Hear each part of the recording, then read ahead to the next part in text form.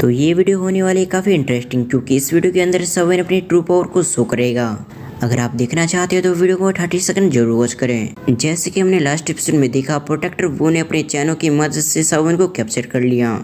इसके साथ ही साथ वो सवन को भड़का भी रहा था। तो अब आगे तो इस एपिसोड की शुरुआत में सवन बर्निंग फ्लेम वैली के टेक्निक को परफॉर्म करने लग गया था, जिसे देखने के बाद एल्डर सिंह हैरान होते हुए कहते हैं ये टेक्निक तो बर्निंग फ्लेम वैली की टेक्निक है, तो आखिर सवन के पास ये टेक्निक कैसे आ गई। इसके साथ ही वो प्रोटेक्टर वो को थोड़ा सा सावधान करते हुए उससे कहता है तुम इस टेक्निक से थोड़ा सा सावधान रहना, क्योंकि ये टेक्निक बहुत ज्यादा मिस्टीरियस है। इस पर प्रोटेक्टर वो हंसने लग गया था। इसके साथ ही वो कहता है ये बच्चा मेरा कुछ भी नहीं बिगाड़ सकता, ये इस टेक्निक की मदद से 1-2 लेवल पार कर पाएगा, लेकिन इसके बावजूद ये मुझे नहीं हरा सकता। इधर हम सवन को देखते हैं जिसके अंदर लगातार एनर्जी जा रही थी। इसके साथ ही उसके शकल पे यानी कि चेहरे पे कुछ निशानी भी आ चुकी थी। सवन कहता है इसका फर्स्ट चेंज। उसके इतना कहते प्रोटेक्टर वो की चैनें टूटने लग गई थी। इसके साथ ही वो अपने हैंडसेट को क्रिएट करने लग गया था, जिस वजह से आसपास की एनर्जी और भी मात्रा में उसके अंदर जाने लगती है। इसके साथ ही साथ सवन की बॉडी से एक जेट फ्लेम निकलती है, जो कि सवन के आसपास एक फॉर्मेशन क्रिएट कर देती है। इधर एल्डर सिंह अपनी बातों को कंटिन्यू करते हुए प्रोटेक्टर को बताता है ये बर्निंग फ्लेम वैली के एक टॉप ग्रेड की टेक्निक है, इसीलिए तुम इसे हल्के में नहीं ले सकते। अगर सवन 3rd स्टेज तक पहुंच जाता है तो इसका लेवल काफी इंक्रीज हो जाएगा। बर्निंग फ्लेम वैली की ये टेक्निक जितनी पावरफुल है उसे कल्टीवेट करना है उतना ही मुश्किल, इसीलिए मुझे नहीं लगता कि ये लड़का 3rd फॉर्म तक पहुंच पाया होगा, लेकिन फिर भी केयरफुल रहना। दूसरी तरफ सवन तो इन बातों को इग्नोर करते हुए अपनी टेक्निक को परफॉर्म कर रहा था। तभी सवन के मुंह से साउंड निकलती है। सवन कहता है इसका सेकंड चेंज। उसके इतना कहते हैं उसके आसपास की एनर्जी और भी इंक्रीज हो चुकी थी, जिसके साथ ही साथ उसकी पावर लगातार बढ़ रही थी। इधर ये देखने के साथ ही एल्डर सिंह और प्रोटेक्टर वो हैरान हो गए थे। इसके साथ ही वो कहता है इस लड़की के पास 2 तरीके की हेवनली फ्लेम है। प्रोटेक्टर वो कहता है इस लड़के ने अपने स्ट्रेंथ को डॉज के 6 स्टार पे पहुंचा लिया, लेकिन फिर भी इसका लेवल अभी भी नहीं रुक रहा है।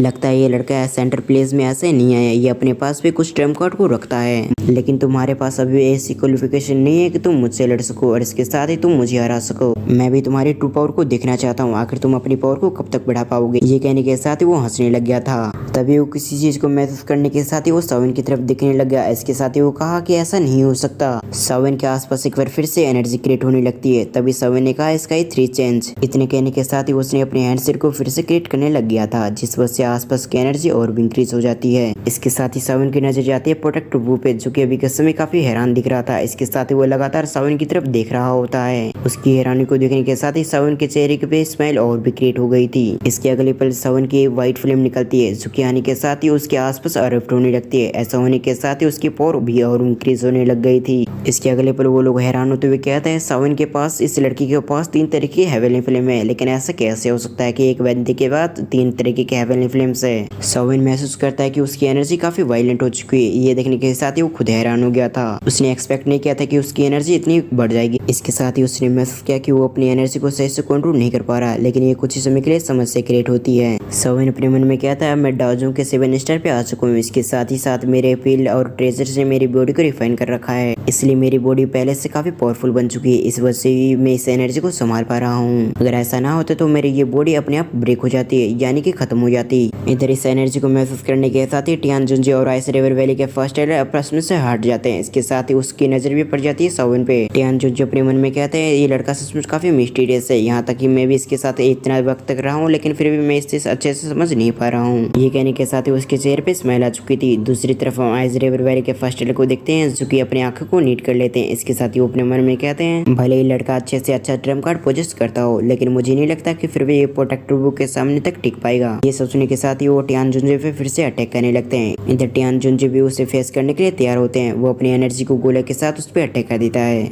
दूसरी तरफ सवन अपने चेहरे पे डार्क एक्सप्रेशन लाते हुए एल्डर सिंह से कहता है तुम कुछ भी कर लो, लेकिन आज तुम यहीं पर मरोगे। ये कहने के साथ ही उसने अपने हेवनली रूल्ड स्वॉर्ड को निकाल लिया। इसके साथ ही हम देखते हैं उसकी हेवनली रूल्ड स्वॉर्ड पे जेट फ्लेम वापस लिपटी हुई थी। सवन की वर्ड को सुनने के साथ ही प्रोटेक्टर वो को काफी गुस्सा आ गया था। इसके साथ ही वो सवन से कहता है व्हाट, क्या बात कर रहे हो तुम? अभी तुम्हारी पावर कुछ ही समय के लिए बढ़ी है, क्योंकि कुछ समय के अंदर तुम्हारी पावर वापस ऐसी हो जाएगी जैसे पहले थी। इस बात का रिप्लाई देते हुए सवन कहता हाँ ऐसा जरूर होगा, लेकिन इस चीज को देखने के लिए तुम जिंदा नहीं बचोगे। ये कहने के साथ ही वो अपने स्वॉर्ड से उस पर अटैक कर देता है। सवन ने इस अटैक को काफी स्पीड से किया था, लेकिन फिर भी प्रोटेक्टर वो ने इस अटैक से डोज कर लिया। इसके साथ ही वो अपने मन में कहता है ये स्पीड बहुत ज्यादा इंक्रीज हो चुकी है, इसलिए अगर मैं केयरफुल नहीं होता तो इसका अटैक मुझे लग जाएगा। फिर वो एक फ्यूरियस वॉइस में सवन से कहता है जब तुम्हारे मास्टर भी मुझे नहीं हरा पाए तो तुम्हें क्या लगता है तुम मुझे हरा पाओगे। ये कहने के साथ ही उसने अपने हैंडसेल को क्रिएट करने लग गया था, जिस वजह से हम देखते हैं आसपास की दुई की उसके अंदर जा रही थी और कुछ समय के अंदर वो रेड फॉक्स एक पाइथन को क्रिएट कर लेता है। इसके साथ ही वो सावन से कहता है ये लो संभालो मेरे अटैक को। ये कहने के साथ ही वो अपने अटैक को कहता है गो। इन वर्ड को सुनने के साथ ही वो पाइथन सावन की तरफ बढ़ने लग गया था उसे खत्म करने के लिए। उस अटैक को अपनी तरफ आता देख सावन ने अपनी स्वॉर्ड को और भी टाइटली पकड़ लिया और पाइथन का सामना करने के लिए उसकी तरफ शूट हो जाता है। जब वो पहला अटैक उस पर करता है तो उसका कोई भी फायदा नहीं होता। ये देखने के साथ ही सावन ने अपनी 6 जाइंट बोरी रूडर फॉलोइंग टेक्निक का इस्तेमाल करता है, जिस वजह से हम देखते हैं उसके काफी सारे इमेज क्रिएट हो गए थे। सावन का अटैक जैसे पाइथन से टकराता है तो हम उसी समय देखते हैं पाइथन की पावर कम हो गई थी, क्योंकि पाइथन ब्लैक तनों से बना हुआ था। जैसे सावन के अटैक ये टकराया तो उसकी कुछ चाइना टूट गई थी और इसीलिए उसकी पावर कम हो गई। इस वजह से उस पाइथन को सावन पे काफी गुस्सा आ रहा था, इस वजह से उसने अपने मुंह को खोल लिया। ऐसा होने के साथ ही उसके मुंह से काफी मात्रा में रेड फॉग निकलने लगती है जो कि सावन की तरफ बढ़ रही थी। इधर सावन इस अटैक को करने के बाद लगातार पाइथन की तरफ बढ़ रहा था। वो ये देखने के साथ ही नहीं रुकता, उसने अपनी फायर से बनी हुई एक सील को ओपन कर लेता है। ऐसा होने के साथ ही सावन के अंदर से फायर लोटस बाहर आ जाती है, जो कि आने के साथ ही सावन के सामने एक सील बना लेती है और जैसी पाइथन का अटैक सील से टकराती है तो हम देखते हैं कुछ फर्क नहीं पड़ा था सील पे। और इसकी अगली पल सावन की बॉडी मूव होती है और अगली पर हम देखते हैं पाइथन के सामने आ चुका था सावन और इसके साथ ही उसने अपनी स्टोरी में स्वॉर्ड को रख लिया था। ऐसा करने के साथ ही उसने अपने हैंडसेल को क्रिएट करने लग गया। इसके साथ ही वो कहता है ओपन माउंटेन सील। ऐसा होने के साथ ही हम देखते हैं उसने अपने हैंड को आगे की तरफ पुश किया। इसी सीन के साथ हम इस पार्ट को यहीं पर एंड करते हैं।